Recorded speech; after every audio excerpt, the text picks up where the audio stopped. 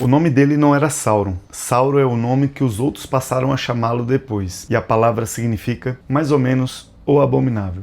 É o que você diz sobre alguém quando já não sobrou nada de bom para dizer. O nome dele era Mairon, e Mairon em Quenya significa o admirável. Eu quero que você segure essa informação pelos próximos minutos dessa história que eu vou te contar. Existia um momento em que aquele ser era chamado de admirável, não por ingenuidade dos outros, não por engano. Ele era, de fato, admirável. Era competente, era brilhante, era dedicado, queria uma coisa que quase todo mundo que está escutando isso agora também quer. Ele queria que as coisas funcionassem. Hoje eu vou percorrer a vida inteira dele. 3 eras do mundo, do servo de um ferreiro divino ao terror que dispensava corpo para existir. E a pergunta que eu vou perseguir do começo ao fim é uma só. Em que ponto exato o desejo de consertar o mundo vira a coisa que destrói o mundo? Porque em algum lugar dessa história tem uma linha, e eu ainda não sei dizer com precisão onde ela está. Antes do mundo existir, existiam os Ainur, espíritos criados pelo pensamento de Eru Ilúvatar, o único.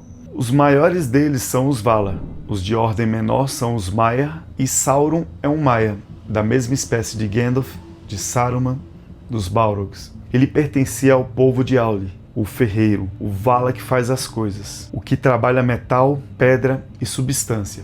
E isso explica praticamente tudo sobre ele, porque Tolkien é muito específico sobre o que Mairon amava, e não era o que você imagina. Ele escreveu que Sauron amava a ordem e a coordenação, e detestava toda a confusão, todo o atrito inútil, todo o desperdício. Repare que não tem nada de mal nessa frase. Isso é a descrição de um bom engenheiro. É a descrição de alguém que olha para um sistema quebrado e não consegue dormir enquanto não conserta. É francamente uma virtude. O problema é o que veio junto. Tolkien diz que essa obsessão por controle acabou devorando o amor dele pelas próprias criaturas que ele queria organizar. As pessoas viraram peças, e peça que não encaixa, você troca. E aí aparece Melkor. Melkor é o mais poderoso dos Valar, e o primeiro a se rebelar. E ele oferece a Mairon exatamente a coisa que Mairon queria: velocidade. Os Valar trabalham devagar, deliberam, discutem, respeitam a liberdade das criaturas, aceitam que as coisas demorem. Melkor não.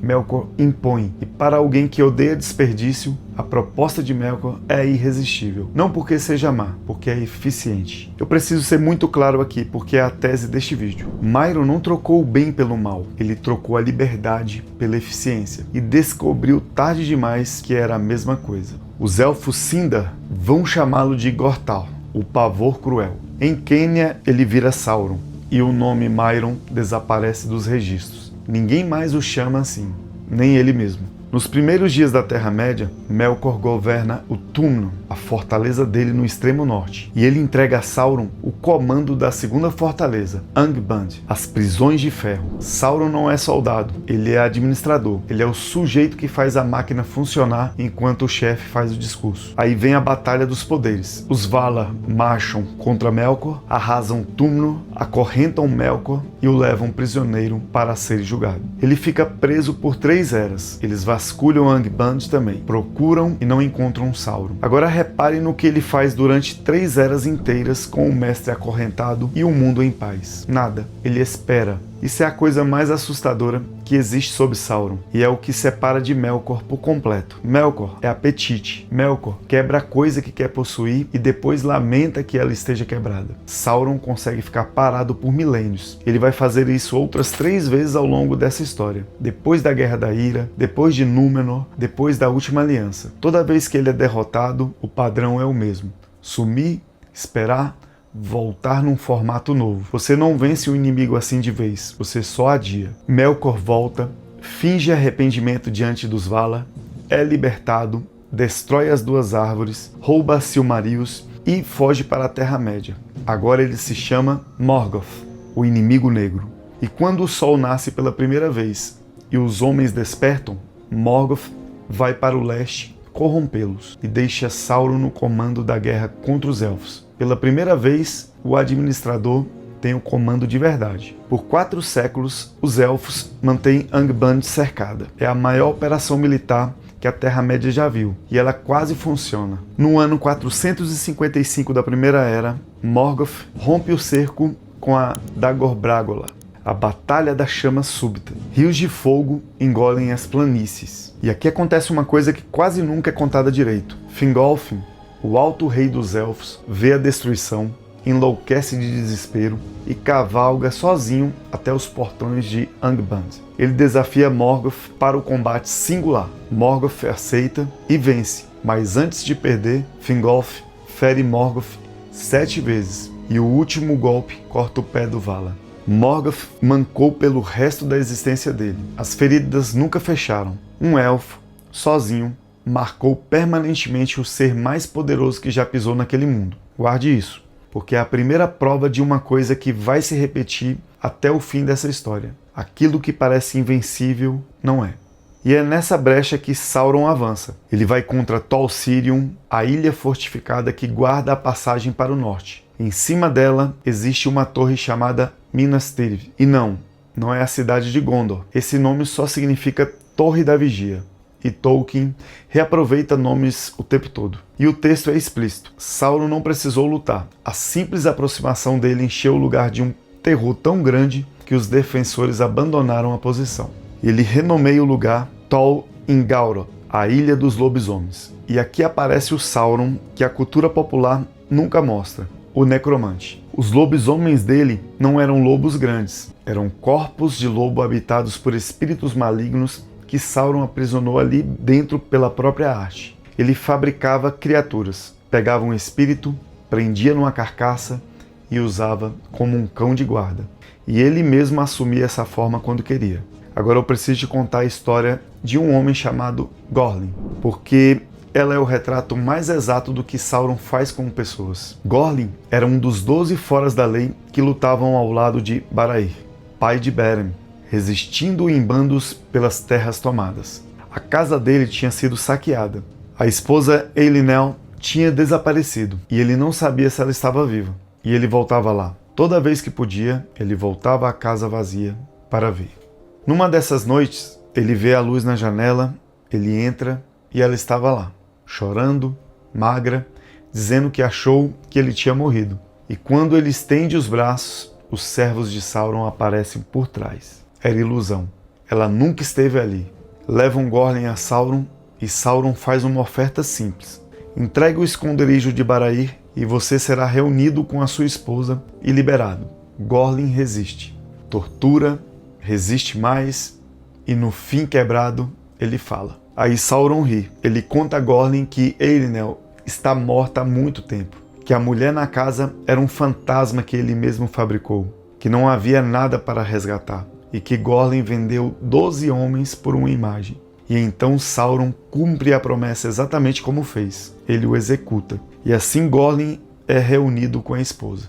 Eu quero que você repare no método, porque ele se repete por 3 eras. Sauron não mentiu. Ele não quebra a palavra dele, o que é uma característica genuinamente estranha para um vilão. Ele encontra a coisa que você mais ama, transforma essa coisa na alavanca e usa a sua própria virtude para te quebrar. Gorlin não foi destruído pela covardia, foi destruído pelo amor à esposa. Esse é o padrão, guarde ele, porque ele vai voltar em Númenor com uma ilha inteira. A informação que Gorlin entregou leva ao massacre do bando de Barair. Só Beren sobrevive, e Beren acaba numa missão que ninguém em sã consciência aceitaria: roubar uma Silmaril da coroa de Morgoth. Ele parte com Finrod, Felagund, rei de Nargothrond, que vai junto por causa de um juramento antigo. Disfarçados de orcs, os dois atravessam a região, e Sauron os para. O que acontece em seguida não é uma luta, é um duelo de canções de poder. Finrod canta, Sauron canta, e as canções se enfrentam. Uma tentando manter o disfarce, a outra tentando rasgá-lo, uma puxando memória de resistência, a outra puxando memória de traição. Finrod perde. E aí Sauron joga o grupo num poço escuro e adota um método de interrogatório particularmente cruel. Manda um lobisomem devorar o prisioneiro por vez, até alguém falar. Ninguém fala. Quando chega a vez de Beren, Finrod arrebenta as próprias correntes e mata o lobisomem com as mãos e os dentes, e morre dos ferimentos ali, no escuro. Um rei élfico que atravessou o mar, que fundou um reino, morre estrangulando um lobo com as mãos por um homem mortal que ele conheceu por causa de uma dívida. E aí chega Lúthien com Huan, o cão de caça de Valinor, a quem foi profetizado que só morreria diante do maior lobo que o mundo já veria. Sauron sabe da profecia e toma uma decisão. Ele assume ele mesmo a forma do maior lobisomem que o mundo já tinha visto. Lúthien cega os olhos dele com o manto, Huan o prende pela garganta e Sauron começa a mudar de forma para escapar. Lobo, serpente e finalmente a própria forma. Huan não solta. Lúthien então oferece a ele a única escolha que importa. Entregue o domínio da torre ou eu deixo seu corpo ser destruído aqui e o seu espírito nu volta para Morgoth explicar como perder uma ilha para uma elfa e um cachorro. Sauron cede. Ele que tinha acabado de matar um rei por orgulho, entrega tudo para não ter que encarar o próprio chefe humilhado. Ele se transforma no vampiro monstruoso e foge, pingando sangue da garganta sobre as árvores e some nas florestas do norte. E não aparece mais na Primeira Era.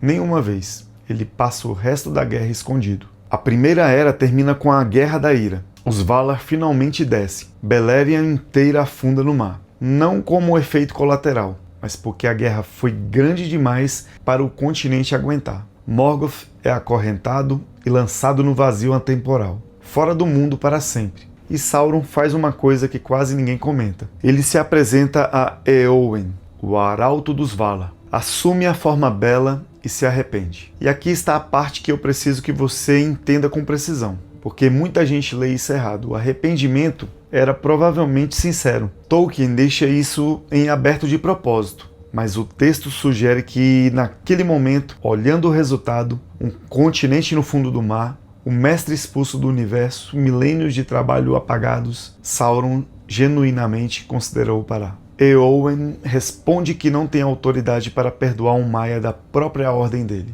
Sauron precisa voltar a Valinor e ser julgado por Manwë. E é aqui que trava. Não é o arrependimento que falha, é a humilhação de atravessar o mar, ajoelhar diante dos antigos colegas e ouvir a sentença. Ele não consegue. Então ele foge e se esconde. E eu acho esse o momento mais triste da biografia dele, mais até que o fim. Porque ali existia uma saída, estava aberta. E o que fechou não foi maldade, não foi ambição, não foi ódio, foi vergonha. Ele não conseguiu ser visto errado por quem o conheceu quando ele ainda se chamava admirável. Por 5 séculos, silêncio. Por volta do ano 500 da Segunda Era, ele começa a se mexer. Por volta do ano 1000, ele escolhe Mordor e começa Barad-dûr. E ele tomou uma decisão estratégica que muda tudo. Ele estudou o fracasso de Morgoth e chegou a uma conclusão. Força bruta chama os Valar. Morgoth gritou por milênios e os deuses vieram e o tiraram do universo. Sauron não vai gritar, Sauron vai ser útil. E este é, na minha opinião, o plano mais inteligente que qualquer personagem de Tolkien já elaborou. Por volta do ano 1200, ele aparece entre os elfos com uma forma deslumbrante e um nome novo: Anatar, o Senhor dos Presentes. Ele diz que foi enviado pelos Valar, que veio ajudar, que os elfos da Terra-média foram deixados para trás e merecem coisa melhor. Gil-galad não acredita. Elrond não acredita. Os dois o expulsam de Lindon, sem nem discutir muito. E é importante dizer, eles não tinham prova nenhuma, foi por instinto. Eles simplesmente acharam que aquele ser era bonito demais e prestativo demais. Mas em Eregion, ele encontra as portas abertas. E encontra Celebrimbor, neto de Fëanor, o maior artesão que os elfos já produziram. E agora eu preciso defender Celebrimbor, porque ele é tratado como um idiota e não foi. Sauron chegou ali com conhecimento real. Ele tinha sido aluno de Aule, o mesmo Valar que ensinou os elfos. Ele não fingiu ser mestre, ele era mestre. Por 300 anos ele ensinou. E o que os ferreiros de Eregion produziram naquele período é, sem discussão, o ápice absoluto da arte élfica da Terra-média. Nada antes chegou perto, nada depois chegaria. Celebrimbor não foi enganado por uma promessa vazia. Ele foi enganado por 300 anos de resultados verificáveis. O discurso do Anatar era perfeito, porque ele não pedia nada, ele oferecia. Com estes anéis ele dizia, vocês vão curar as terras feridas, vão deter o desvanecimento, vão manter a Terra-média tão bela quanto Valinor, sem precisar atravessar o mar e sem precisar abandonar nada. Isso não é tentação de poder, é tentação de preservação. e é a tentação específica dos imortais, a recusa em aceitar que as coisas boas passem. Sauron não ofereceu domínio aos elfos, ofereceu que nada mudasse nunca mais, e eles quiseram. Junto eles foram forjar os anéis menores e depois os 16 grandes anéis. E aí Anatar diz que precisa voltar para casa. No coração da Montanha da Perdição, Sauron faz o Um Anel. E o que ele coloca dentro dele não é magia genérica, é ele mesmo. Ele derrama a maior parte do próprio poder, da própria vontade, da própria crueldade dentro daquela faixa de ouro. Isso é a jogada mais arriscada da história dele. E vale entender por quê. Com o anel no dedo, ele controla todos os outros portadores. Sem o anel, ele fica permanentemente diminuído, porque aquele poder não volta. Ele apostou a própria existência num objeto que cabe num bolso. E então ele o calça. E no exato instante que o metal toca no dedo dele, a coisa inteira desaba. Porque os elfos sentem, todos eles ao mesmo tempo, em toda a Terra-média, sentem uma mente estranha entrando nos próprios pensamentos e reconhecem de quem é. Eles arrancam os anéis dos dedos em pânico. 300 anos de trabalho, um plano de séculos, e ele se destrói em menos de um segundo por um detalhe que Sauron não previu. E o motivo de não ter previsto é o mesmo motivo que vai matá-lo 3.000 anos depois. Sauron sempre presumiu que os outros funcionavam como ele. Ele achou que o vínculo seria dominação silenciosa, porque é assim que ele domina. Não ocorreu a ele que os elfos, com aquele nível de percepção espiritual, fossem simplesmente sentir a presença dele. Ele conhecia tudo sobre poder e não conhecia quase nada sobre as outras pessoas. Essa é a falha. É sempre a mesma falha e ela nunca é corrigida. Descoberto, Sauron exige os anéis de volta. Os elfos recusam e a guerra explode em Eriador. Em 1697, Eregion cai. Mas antes disso, Celebrimbor tinha feito uma última coisa, sozinho, sem Sauron por perto, sem que Sauron soubesse. Ele forjou 3 anéis. Os 3 feitos por mão élfica apenas, nunca tocados por Sauron, e por isso mesmo nunca corrompidos na origem, e ele os escondeu. Celebrimbor é capturado, e o que acontece com ele é a coisa mais difícil de narrar aqui. Sob tortura, ele entrega a localização dos 7. A tortura continua, ele entrega os 9. E aí Sauron pergunta pelos 3, e Celebrimbor não responde. Ele já tinha entregado 16 anéis, já tinha quebrado, já não tinha nada de heróico sobrando. Um homem naquela situação não tem mais reserva de força nenhuma. E mesmo assim, sobre os 3, ele não disse nada. Eles o mataram sem saber onde estavam. Eu preciso que você entenda o que isso significa concretamente. Um dos anéis foi para Gandalf, o outro para Galadriel e o outro para Elrond. Lothlórien existe por causa disso. Valfenda existe por causa disso. A existência inteira da Terceira Era existe por causa disso. Tudo aquilo se apoia num homem torturado que aguentou uma pergunta a mais do que conseguia aguentar. E Sauron, furioso, faz uma última coisa com o corpo.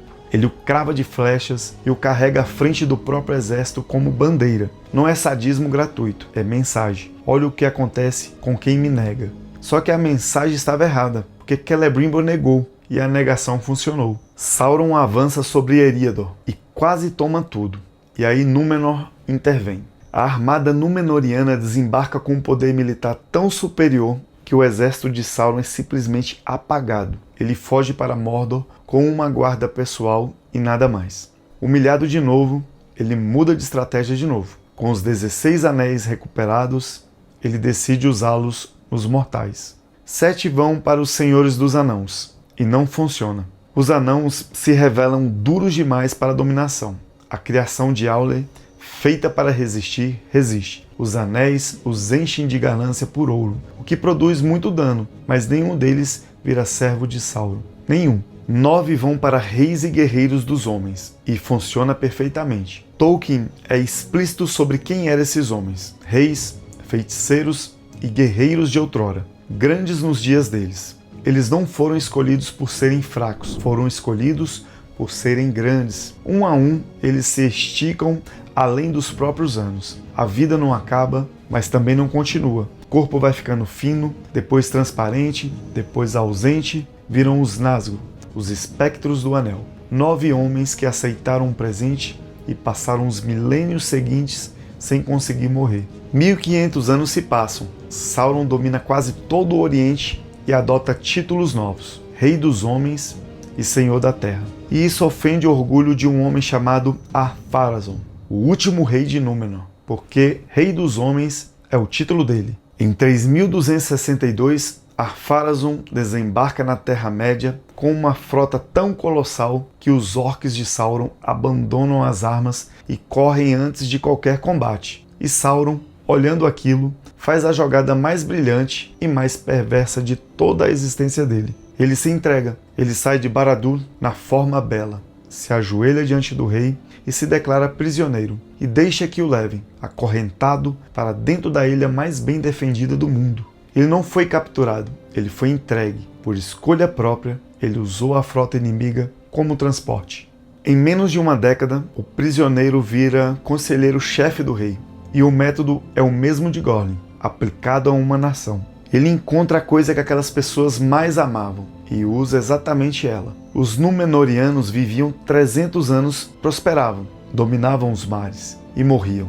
E invejavam os elfos por não morrerem. Sauron sussurra que os Valar mentiram, que a morte não é um dom, é uma punição, que existe alguém capaz de libertá-los dela. E ele dá o nome desse alguém, Morgoth, o Senhor das Trevas, rebatizado como doador da liberdade. Sauron vira sumo sacerdote, constrói um templo gigantesco no centro da ilha e manda cortar Ninlod, a árvore branca, para queimá-la como a primeira oferenda. Mas antes do abate, um homem chamado Isildur entra no pátio real disfarçado à noite e rouba um fruto da árvore. Ele é ferido quase mortalmente na fuga e aquele fruto sobrevive à queda de Númenor, atravessa o mar e vira a árvore branca de Gondor. Repare no que acabou de acontecer. Sauron corrompeu um império inteiro e um único homem, numa única noite, salvou uma semente. E a semente durou mais que o império. Os sacrifícios humanos começam. Queimam os fiéis vivos, os que se recusavam a abandonar os antigos costumes. E finalmente Sauron convence o rei a última coisa, que a imortalidade está guardada em Valinor e que basta ir tomá-la. Ar-Pharazôn navega para as terras imortais e os Valar largam o governo do mundo e chamam Eru Ilúvatar diretamente. O mar se abre, a frota é engolida, a ilha inteira racha e afunda.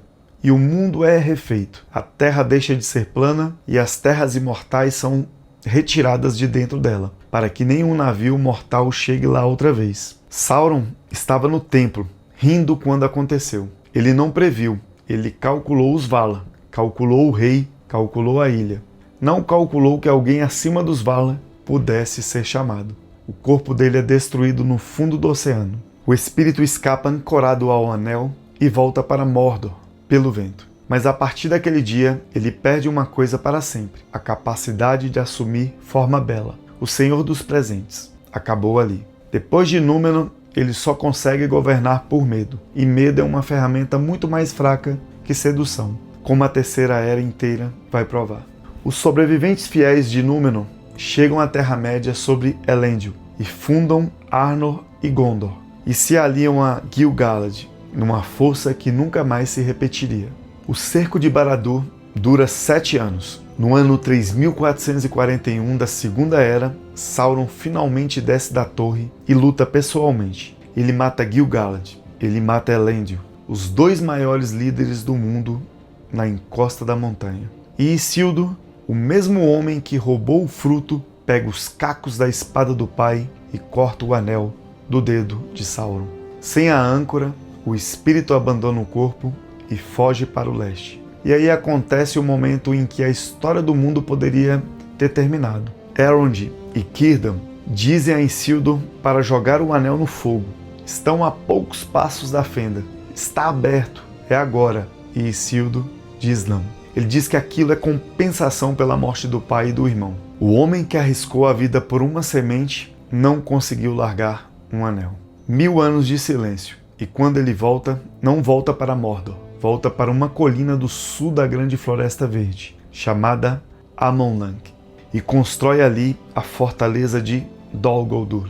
A floresta apodrece ao redor dele e passa a se chamar Floresta das Trevas. E ninguém sabe quem ele é. Chamam-no apenas o Necromante. Sem um anel, ele não pode dominar diretamente. Então ele joga xadrez. Ele envia o Rei Bruxo para o norte e o reino de Arnor é destruído inteiro, ao longo de séculos, por um único agente. Ele solta a grande peste que devasta Gondor e força o abandono da vigilância sobre Mordor, ninguém guardando a porta. Em 2063 da Terceira Era, Gandalf entra em Dol Guldur para descobrir quem mora ali, e Sauron simplesmente vai embora, sem lutar. Ele desaparece para o leste e fica sumido por quase 4 séculos. O período que os historiadores chamam de Paz Vigiada. 400 anos de paz na Terra-média, porque um mago bateu na porta e o ocupante preferiu não abrir. É a mesma paciência de Angband, 3 eras antes. Ele nunca perde tempo com um confronto que não precisa vencer. Ele volta com um exército novo, toma o desfiladeiro, enche as montanhas de orcs, financia piratas contra Gondor e no norte existe Smaug. Gandalf entendeu o risco antes de todo mundo. Se Sauron aliasse aquele dragão à própria causa, o norte inteiro queimaria e Valfenda e Lórien cairiam junto. A expedição de Thorin Escudo de Carvalho não foi uma aventura, foi um lance preventivo. Enquanto o dragão morria no norte, o Conselho Branco atacava Dol Guldur no sul. E Sauron finge recuar mais uma vez, mas desta vez é encenação. Barad-dûr já estava sendo reconstruída havia décadas pelos Nazgûl. Ele volta para Mordor e se declara abertamente. Antes da última parte, eu preciso corrigir uma coisa que os filmes estabeleceram e que virou verdade popular. Sauron não era um olho de fogo flutuando no alto de uma torre. Gollum diz a Frodo explicitamente que o Senhor Sombrio tem apenas 4 dedos na mão negra, mas que bastam. Isso resolve a questão. Você não conta dedos de um olho. Sauron tinha corpo, um corpo físico imenso e terrível, sentado no escuro de Barad-dûr. O olho era emblema e era o uso que ele fazia das Palantir, as pedras videntes. Com a pedra roubada de Minas Ithil, ele faz 2 coisas devastadoras. Corrompe Saruman, mostrando o poder de Mordor a um homem cuja fraqueza era achar que conseguiria administrá-lo melhor. E quebra Denethor, o regente de Gondor, sem nunca mentir uma vez, apenas mostrando exércitos reais, números reais e deixando a conta ser feita. E aí chegamos ao erro que o destrói. Ele tortura Gollum, arranca as palavras condado e bolseiro, e a caçada começa. Mas o medo real dele nunca foi o anel ser destruído, era o anel ser usado por Aragorn, por Gandalf, por alguém forte o bastante para calçá-lo e desafiá-lo com o próprio poder dele. Porque a ideia de destruir aquele objeto simplesmente não cabia na cabeça dele. Sauron passou a existência inteira presumindo que todo mundo funciona como ele, e ele jamais destruiria a maior fonte de poder do universo. Logo, ninguém destruiria. É essa a cegueira que Gandalf e Aragorn usam. Eles marcham até o Portão Negro com um exército pequeno demais para vencer qualquer coisa. É uma isca calibrada para uma mente específica. Sauron olha para aquilo e lê exatamente o que ele leria. Um rival com um anel vindo cobrar o trono. E ele esvazia Mordor. Toda a atenção, toda a vontade, todo o exército voltado para o portão. E 2 hobbits rastejam pela poeira do outro lado, subindo uma encosta que ninguém está mais vigiando. Frodo chega e falha. Ele calça o anel na beira do precipício. E naquele instante, Sauron sabe. A mente dele se volta para a montanha. E a magnitude da própria burrice se abre inteira diante dele de uma vez só. Todos os planos, todos os cálculos, todos os milênios de paciência e o objeto esteve subindo a montanha dele o tempo inteiro, carregado por 2 criaturas que ele nunca considerou dignas de atenção. Os Nazgûl rasgam o céu em direção ao vulcão. Tarde demais. Gollum ataca. Arranca o anel de dedo de Frodo e na comemoração despenca. A destruição do anel arranca a fundação do mundo inteiro que Sauron construiu. Barad-dûr desaba. Os exércitos se desfazem. O Portão Negro racha. E o espírito dele se ergue sobre Mordor como uma nuvem negra colossal, estendendo-se para o oeste numa última tentativa de amedrontar. E um vento vindo do mar a dispersa. Ele não morreu, isso é importante. Um Maia não pode morrer. Ele foi reduzido. Tolkien escreveu que ele ficou impotente, uma sombra de malícia que rói a si mesmo no escuro, incapaz de crescer, incapaz de tomar forma outra vez, incapaz de afetar coisa alguma. Ele continua existindo, sem poder fazer absolutamente nada, para sempre. Lá no começo desse vídeo, eu te pedi para segurar uma informação. O nome dele era Myron, ou Admirável. E eu disse que ia perseguir uma pergunta. Em que ponto o desejo de consertar o mundo vira a coisa que o destrói? Eu percorri aqui 3 eras e vou te dar a minha resposta, que é uma interpretação minha e não do cânone. Eu não acho que existia uma linha.